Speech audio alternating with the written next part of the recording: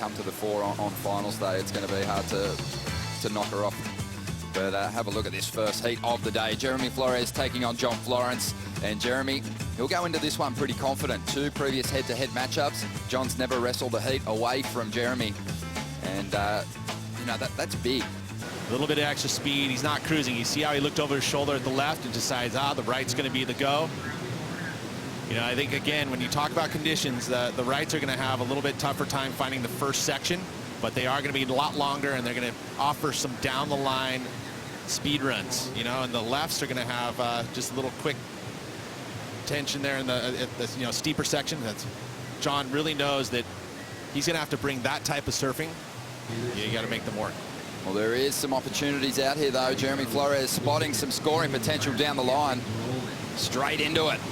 Bit of release in the tail there. This is a bigger wall than John Florence had to work with, but it didn't really stretch out. Or a little lower. The second turn was pretty decent. Yeah, I mean, I think that, you know, the size of the wave was nice. That there was more of a transition move. That was really the meat of the turn, and then the finish. 3 turns. You know, the connection with the lip, I think, is always critical, being that that's why I was going to say the lefts are going to have a little steeper face at times. And, you know, you got to be able to mix it up, either go left or right, and that. For sure. A 6-point ride for Jeremy, so he gets the edge on John Florence in the opening stages here, but the Hawaiian is up on his second ride and loading up some speed for this first section. Beautiful. Drift of the tail there. So there's going to be some freedom with the glassy conditions as John swings his board into a reverse to finish that one off. Very nice. You know, beginning of a match where they're just kind of testing each other out. You know, John has been so good off the rail. You know, his boards and everything kind of fitting. That's one thing I think that has been pretty neat about John this season, is that his equipment has been adjusted for the conditions and the type of wave. And it's paid off for him because his boards look really good. They do, yeah. Before he became a world title threat, it always looked like his boards looked great in his big maneuvers, and then a little bit. Also a huge opportunity for guys who haven't had a win this season. We could have that situation with 8 different winners from 8 events. Jeremy Flores going for one of those reverses, grab rail reverses under the lip. On that occasion, it didn't come off. And John might make him pay for that mistake now, because he's got a pretty decent looking wave here. Solid first turn. Second turn's probably stronger as he drives out onto that rail, that whipping carve that we love to see. Now just standing on the tail, waiting for this wall to stand up. Gets back on the front foot to get some speed down the line. Expert small wave surfing. A bigger number about to come than the 5.33. He's going to get further ahead here. Even with the crease in it and the repair, the thing is so light under his feet, and it's definitely going to help him carry that type of energy. You know, you can see how it's just got release. That was a beautiful turn there. And again, the angle of approach for me was solid, because when you can go straight up and have that snap like that and come out with speed, I feel like this is going to be the first excellent number. And it is. It drops in now, an 8.17. Things were coming fairly easy for him, but as of late, it's been a lot more of a challenge, and he's been rising to that occasion. Driving up into this section, Jeremy picking off a pretty nice wave here.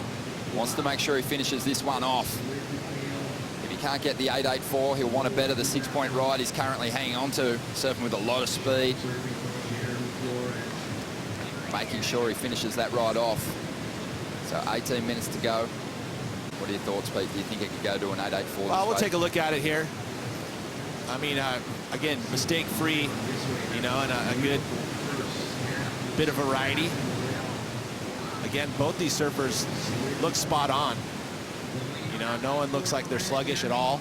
Matter of fact, they look even like they've lifted their energy here on day 5 of the event in a row. Didn't get a big number, and it wasn't in his top 2. It was probably the wave of the heat. So great work there, Rich. Thanks for joining us. Thank you. Bye. And here we go. Ooh. John Florence up and throwing everything at that first section. He goes down, but his last wave, an 8.17, has put him in front. Jeremy, though, fighting back. He had a 6.63 on his previous wave. Well, standing up here, Jeremy Flores has that priority, having a bit of a look at it. John Florence has him commit.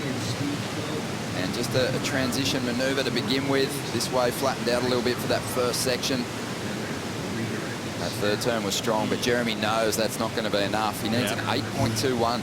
So mid-face. I mean, if you look at the potential here, there's a nice steep section in front of him, but that float, and then there it gets into that deeper water. You just don't know. It's a moving medium here, and as much as you can see a little frustration there, don't you know, Jeremy? But at the same time, you don't want to steal that flare, and you don't want to turn him into a robot, because that would be the worst thing we could do. Here's Jeremy having a look at this little insider. It's a smaller wave, and he's got a couple of hits here, but in the end, he needs something to match that 8, doesn't he?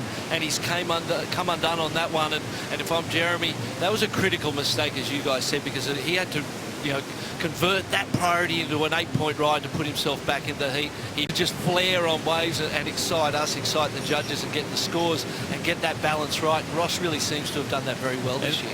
Let me ask you this, Martin, do you feel like too that I think that for me, what Calves at the moment are so much stronger than Jeremy's. They're a little safer than those big turns, and it's not surfing safe. It's still super explosive to watch. But he could have shut down the heat maybe with that last ride. And now Jeremy's up, and he's got a pretty decent little pocket to work with here.